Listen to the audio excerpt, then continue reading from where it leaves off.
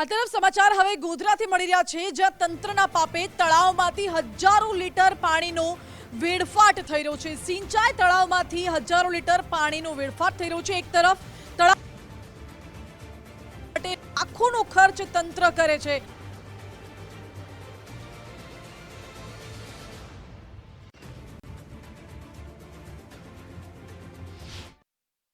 हाँ हमारे बांधेली तलाव है एमां नेરમાં પાણીનું કામ બરાબર થયું નથી। નેરનું એના લીધે પાણી વધારે વેસ્ટ થાય છે અને પાણીનો સંગ્રહ આપણે અવેણામાં ઓછું છે, એટલે એનાથી થોડું વધે તો પાણીનો સંગ્રહ વધારે થાય તો ગામ લોકોને કામ લાગે। તલાવમાં પાણી હોય તો કુવામાં બોરમાં આવે તો લોકો ખેતી કરી શકે અને પાણી ખોટું નેરમાં નથી જતું કે ખાલી કોતરમાં જઈને વેસ્ટ થાય છે। એના લીધે અમારું સમસાન છે એ બધી જગ્યા ધોવાય અને ખાલી ખોટી બરબાદ થઈ જાય છે। એ કેનાલ એવી છે કે જે કેનાલનો વારે વારે કામ કરવા છતાં પણ બી એનું ખોટી રીતે ટૂંકમાં એનો વ્યર્થ ઉપયોગ થઈ રહ્યો છે અને પાણીનો નિકાલ એવી રીતે થાય છે કે કેનાલ તૂટેલ છે એકદમ, અને આજુબાજુ પાણીનો ખૂબ જ હજારો લીટરો પાણી જતું રહે છે।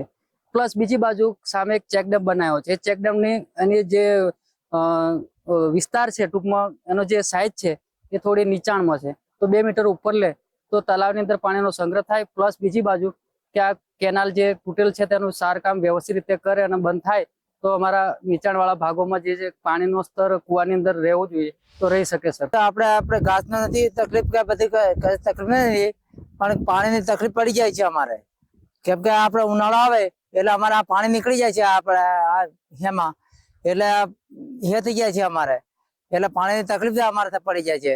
એટલે ઢોર ઢોકાને પછી પાણી પીવડાવવાનું મારે કુવામથી ઘટી જાય છે કે બોરમાં ઘટી જાય છે કે બધામાં ઘટી જાય છે। સરપંચને અમે જાણ કરેલી છે, સરપંચ પણ આ સરપંચને કશું કામ કર્યું નથી અમારે, તો આપણે પાણીની કોઈ સુવિધા નહીં અમારી હે નહીં। મેં હવે આ તલાવમાં પાણી સાહેબ ખોટું બગાડ થાય છે। અહીંથી એ તલાવનું પાણી છે કોતરમાં વહેન જતું રહે છે, કોઈ ખેડૂતોને મળતું નથી કે કશું જ નહીં।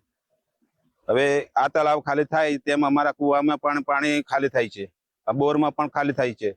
અત્યારે અમારા ઢોર ઢોકર આ જંગલ બાજુમાં છે આવે છે તો ઢોરને પણ પાણી પીવાનું ઉનાળાની તકલીફ પડે છે, તો આ પાણી બંધ થાય એવું કંઈક સાહેબ અમારે યોજના કરી આપો। સરકાર દ્વારા ખેડૂતોને દુગની આવક થઈ જાય તેમજ ગ્રામીણ વિસ્તારના ખેડૂતોને સિંચાઈનું પાણી મળી રહે તે માટે અનેક વિવિધ યોજનાઓ અમલમાં લાવી છે।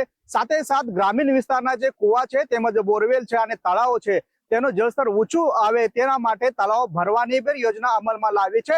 પરંતુ ક્યાંક ના ક્યાંક સંલગ્ન વિભાગના તંત્રના પાપે જે વરસાદી પાણીથી ભરેલા જે તળાવો છે એ તળાવો ખાલી ખમ થવા લાગ્યા છે। ત્યારે હાલ આપણા સીધો દ્રશ્યો બતાવવાના પ્રયત્ન કરીશ કે ગોધરા તાલુકાના બાંધેલી ખાતે આવેલા જે તળાવ છે એ તળાવનો જે નહેર છે એ નહેર જર્જરિત થવાના કારણે હજારો લીટર પાણી જે છે એ હાલ વ્યર્થ વહી કોતરમાં જઈ રહે છે। આ જે કેનાલ છે એ કેનાલમાં વરસાદથી જ આ જે કેનાલ છે તેમાં ગાબડો પડ્યો છે।